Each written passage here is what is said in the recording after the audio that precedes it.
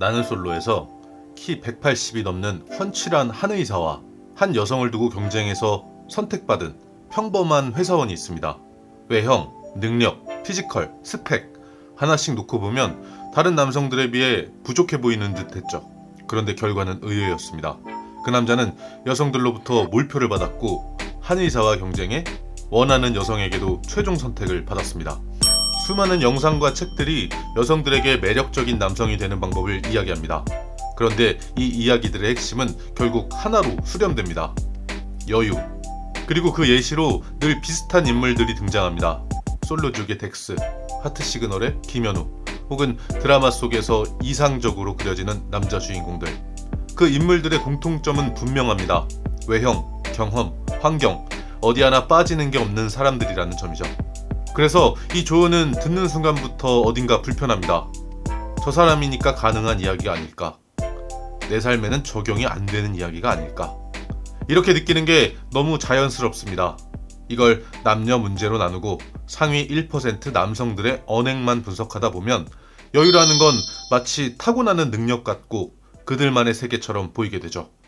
하지만 평범한 이 남자를 통해 인간관계의 구조를 풀어보면 생각보다 복잡하지 않습니다. 나는 솔로 29기에 출연한 한 남성의 이야기입니다. 이 장면은 많은 사람들을 신기하게 만들기도 했고 동시에 조롱의 대상이 되기도 했었습니다. 외제차를 기본으로 끌고 와서 한우, 킹크랩, 회를 먹이는 남성들 사이에 차도 없이 삼겹살을 사주는 남자가 가장 주목받았고 원하는 여성에게 최종 선택까지 받았으니까요. 게다가 명확한 성취가 아닌 막연해 보이는 비전과 계획을 이야기하는 모습은 허풍처럼 보이기도 했습니다. 그래서 사람들은 말했습니다. 가짜다. 보는 눈이 없다. 특수한 경우다. 하지만 이건 중요하지 않죠. 리얼이기 때문에 그에게도 미흡한 점은 분명히 있었고 허점도 보였습니다. 당연히 그를 이상화할 필요도 없고 옹호할 필요도 없습니다. 그저 하나만 보면 되죠. 이 남자의 어떤 구조가 어떻게 작동했는가. 이 남자는 자신에게 없는 것을 굳이 설명하지 않았습니다. 차가 없다는 것도, 돈이 많지 않다는 것도, 취업한 지 얼마 안 됐다는 것도, 어릴 때 환경이 어땠다는 것도, 그 어떤 것도 먼저 꺼내 설명하지 않았습니다. 사실 설명할 이유도 없고 사과할 이유도 없죠. 하지만 많은 남성들은 이 지점에서 말을 시작합니다. 지금은 없지만 곧 생길 거야.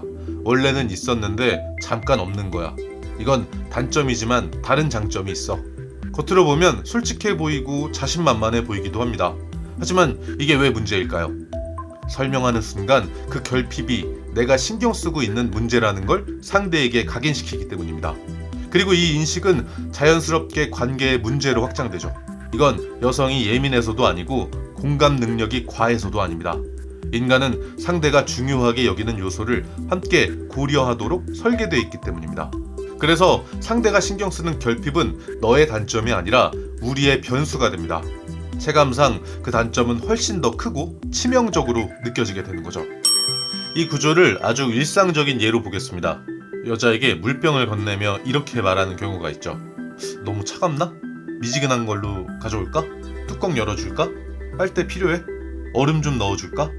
이건 다정해 보일 수 있습니다. 하지만 동시에 상대에게 불필요한 선택지를 늘리는 행동이기도 합니다. 선택지가 늘어나면 사람은 자동으로 판단과 평가를 시작합니다.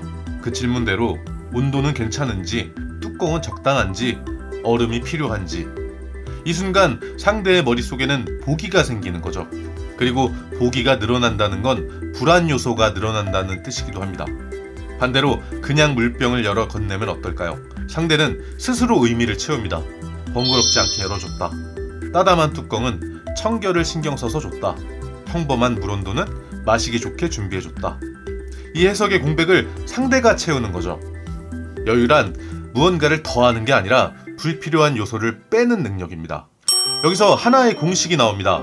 공백, 여유, 자기 기준. 대부분의 대화는 상대에게 맞추는 방향으로 흘러갑니다. 공통점을 찾고 상대의 관심사 안으로 들어가고 같은 기준에서 나를 설명하려 합니다. 하지만 이건 어항에 스스로 들어가는 것과 같습니다. 나는 다정하다라고 말하면 다정한 사람들 사이에 줄 서서 비교되고 나는 수입이 높다라고 말하면 수입이 높은 사람들 사이에 줄 서서 경쟁하게 됩니다. 그 판에 들어가는 순간 순위가 생긴다는 것이죠. 여유 있는 사람은 그 판에 들어가지 않습니다. 판을 바꾸죠. 상대가 러닝 이야기를 한다고 굳이 러닝 기록으로 맞추는 게 아니라 내가 가장 자연스럽게 설명할 수 있는 연관된 운동화, 수영, 등산 이야기로 끌고 가는 것이죠. 상대가 웨이트를 좋아한다고 해서 나 3대 500이다 라고 말하기보단 예를 들어 식단이나 영양처럼 내가 잘할 수 있는 새로운 영역으로 가져오는 겁니다. 이건 잘난 척이 아닙니다. 눈속임도 아니죠. 나를 정확히 아는 사람만이 자기 기준을 유지할 수 있다는 겁니다. 여성들은 자주 말합니다. 같이 공감해주는 남자가 좋다. 이 말은 맞습니다. 하지만 그대로 믿으면 함정이 됩니다. 여기서 말하는 공감은 감정에 같이 빠지는 것이 아니라 감정을 받아주되 흔들리지 않는 태도를 말합니다. 여성들은 감정 기복이 큰 남성보다 기본 정서가 평온한 남성에게서 심리적 안정감을 느낍니다.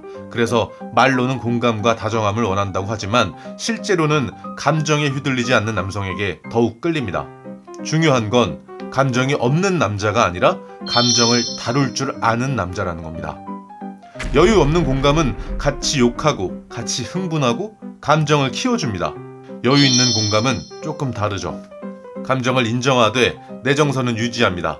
해결을 강요하지 않고 보호받는 느낌만 남깁니다. 공감, 안정, 보호, 기준 이 네 가지가 동시에 충족될 때 상대는 편안해지고 신뢰를 느낍니다. 이게 여유 있는 공감입니다. 상대 머릿속에 장면을 남긴다. 이게 사실 가장 핵심입니다. 자기 기준은 대화의 프레임을 누가 쥐느냐에서 드러납니다. 상대의 질문에 대답만 하고 있으면 나는 그 판에 들어가 버린 사람이 됩니다. 비교가 시작되고 순위가 생기고 여유는 사라지게 됩니다. 자기 기준을 가진 사람은 같은 주제를 이야기해도 프레임을 바꿉니다. 예를 들어 웨이트 이야기에서 3대 몇 든다고 그 프레임으로 들어가지 말고 내 인사이트를 보여주는 것이죠. 수치가 아니라 구조로 말하는 것. 그 운동을 통해 단련된 나의 멘탈과 삶의 태도를 이야기하는 것이죠. 이런 식으로 이야기하면 비교는 사라지고 상대는 생각하게 됩니다. 정보는 흐릿하지만 관점은 또렷하게 남습니다. 3대 400인가 500인가 든다던 아무튼 힘센 사람, 운동을 통해 멘탈과 삶의 태도를 세우는 사람, 자신만의 기준을 보여준 후자가 훨씬 더 근사하고 또렷하게 각인되는 것이죠.